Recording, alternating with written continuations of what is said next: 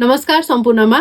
म आज हजुरहरूलाई नोम्याड भिसाको बारेमा आफूलाई थाहा भएको केही कुराहरू हजुरहरूसँग सेयर गर्दैछु। रिसेन्टली हाम्रो शिक्षा मन्त्री सस्मित पोखरेलज्यूले पनि आफ्नो घोषणा पत्रमा नोम्याड भिसाको कुरा उल्लेख गर्नुभएको छ। त्यो सुनिसकेपछि धेरै मान्छेहरूलाई क्वेसन आउन सक्छ, नोम्याड भिसा भनेको के हो त? नोम्याड भिसा भनेको त्यस्तो भिसा हो जसले फरेन कन्ट्रीका मान्छेहरूलाई अर्को कन्ट्रीमा बसेर पनि अनलाइन काम गर्न अलाउ गर्छ। जस्तै मैले हजुरहरूलाई सिम्पल वेमा बुझाउनु पर्दा एकजना टुरिस्ट चाहिँ अमेरिकाबाट नेपाल आयो हैन, अनि ऊ चाहिँ क्याफेमा बसेर पनि काम गर्न सक्छ, ट्राभल गर्दै काम गर्न सक्छ, तर उसको जब चाहिँ अमेरिकाकै कम्पनीसँग हुन्छ। त्यसैले नोम्याड भिसा भनेको बसाइ एक ठाउँमा इन्कम चाहिँ अर्कै ठाउँबाट भन्ने एउटा कन्सेप्ट बुझिन्छ। र यही कारणले चाहिँ यो अहिले पपुलर छ, किनभने अब मान्छेहरू जहाँ बसेर पनि काम गर्न सक्ने भएपछि उनीहरूले चाहिँ सस्तो र राम्रो लाइफस्टाइल भएको कन्ट्रीहरू चाहिँ चुज गर्ने गरेका छन्। यो कन्सेप्ट कसरी पपुलर भयो भन्दा जब कोभिड-19 आयो नि, कोभिड-19 आए पछाडि चाहिँ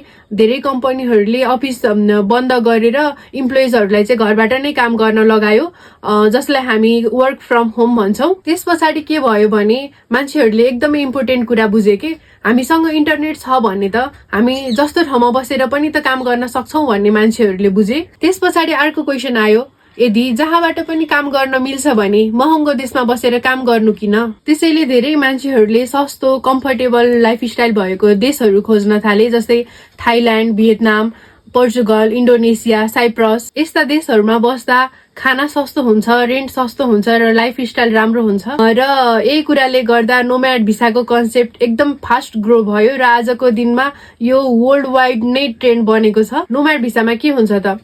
नोम्याड भिसामा आउने मान्छेहरू नर्मल टुरिस्ट जस्तो हुँदैनन्।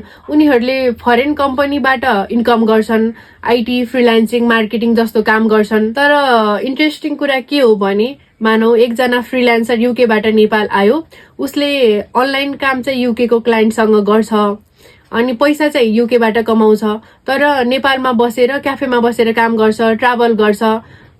भन्नुको मतलब कमाइ चाहिँ उता युकेबाट गरेको छ र खर्च चाहिँ यता नेपालमा बसेर गरिरहेको छ। नेपाललाई नोम्याड भिसाले के फाइदा दिन्छ त? म हजुरहरूलाई इक्जाम्पल सहित बुझाउँछु। नम्बर 1 मा चाहिँ फरेन करेन्सी आउँछ।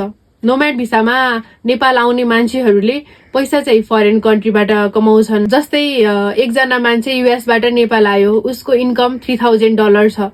उसले नेपालमा बस्छ, खाना खान्छ, रेन्ट तिर्छ, ट्राभल गर्छ, तर पैसा युएसबाट आइरहेको हुन्छ भनेपछि डलर नेपाल आयो, जुन कन्ट्रीको लागि एकदमै फाइदा हो। नम्बर